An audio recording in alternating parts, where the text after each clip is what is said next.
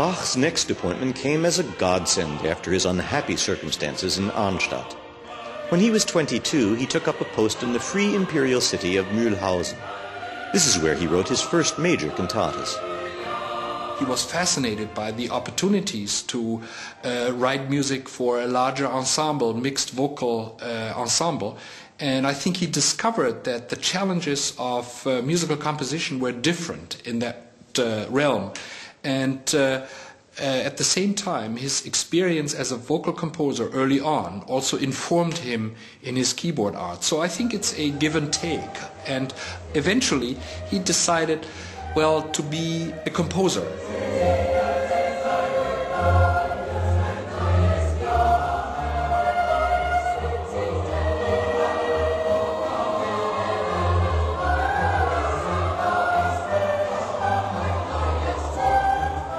Bach's early cantatas are very special. We see as well his enormous feeling for colors. In like the Raadswald in Mühlhausen, where you see special groups of winds, strings, even trumpets, recorders, groups placed even at different places of the church, where you see a group of soloists, where you see a choir. And the interesting thing is that the influence of Buxtehude is so obvious, the influence of Böhm as well is so obvious. But still, Bach is there. Bach is very clearly with his own signature there.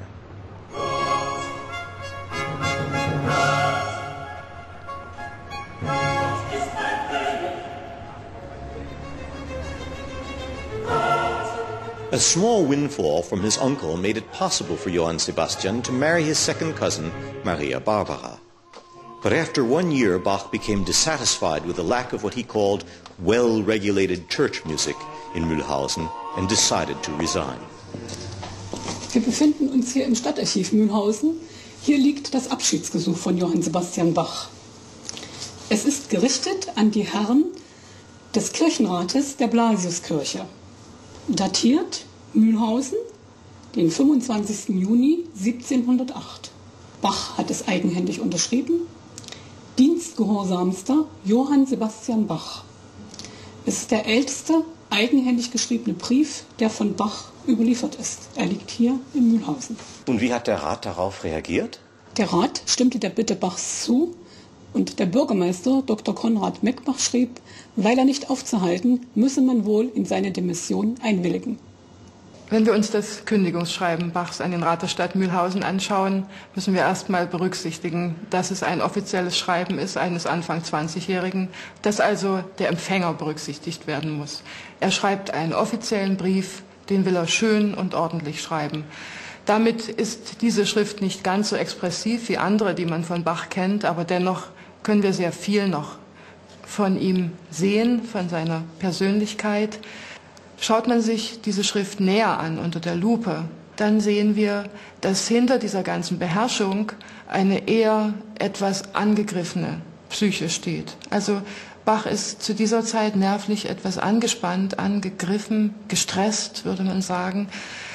Und so als stünde er vor einer inneren Zerreißprobe.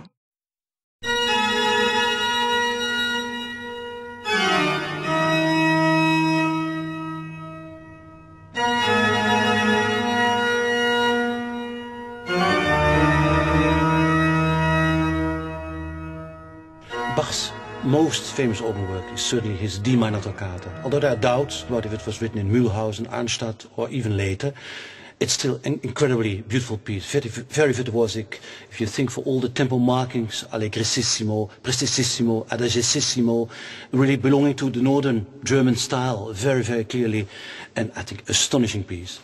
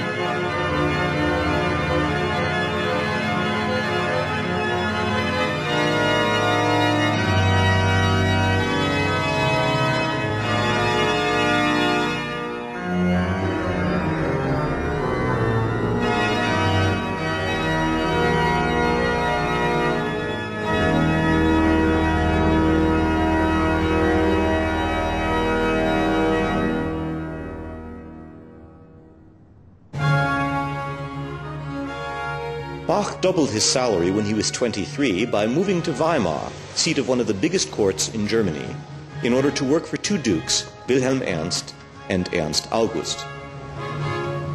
While still very young, Bach amassed wealth in Weimar, and here his career took off. Unfortunately, this is all that is left of the place where he lived.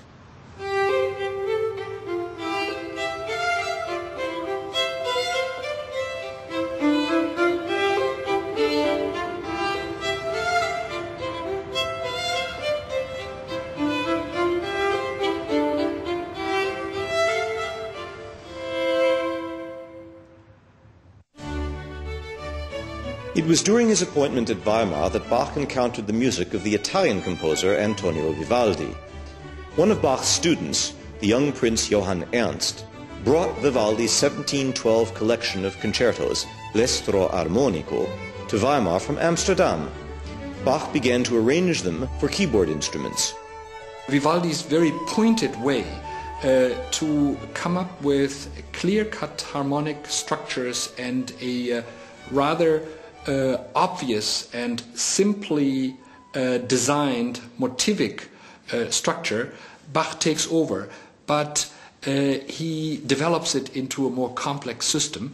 But it's clear that some of the basic ideas that become a permanent feature of Bach's compositional style comes from the Italian tradition of the modern school led by Vivaldi. Amore traditore, tu non mi inganni, tu non mi inganni, tu non mi inganni più, tu non mi inganni, tu non mi inganni,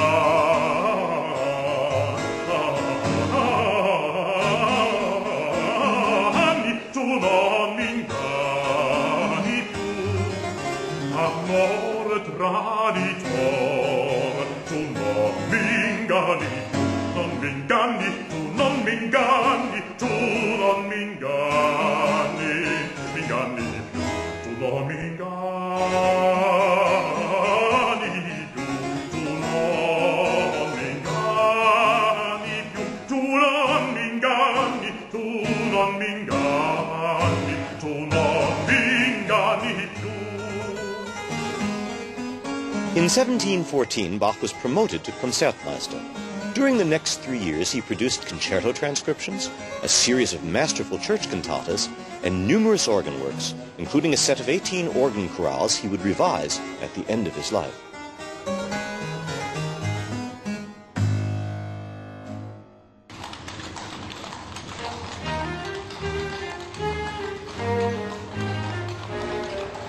Bach's employment in Weimar ended dramatically. Because of jealousies between the two dukes, he was passed over for the top position of Kapellmeister. Luckily, he was offered another Kapellmeister's post at Köthen, but Wilhelm Ernst wouldn't let him go immediately. Bach got so angry and abusive that he was thrown into prison for nearly a month. I think he wanted to get out of Weimar, the narrow confines of Weimar. And when he had the opportunity to accept the Kapellmeistership in Köthen, he knew that the Köthen prince had just hired a band of musicians from the dismissed Berlin court chapel, and that he could start with musicians that were twice as good as the ones in Weimar. So he happily accepted the appointment in Köthen, not only to leave the rather miserable Weimar situation as it emerged, after all, but he expected that he would work very well with these first-rate musicians from Berlin in Köthen.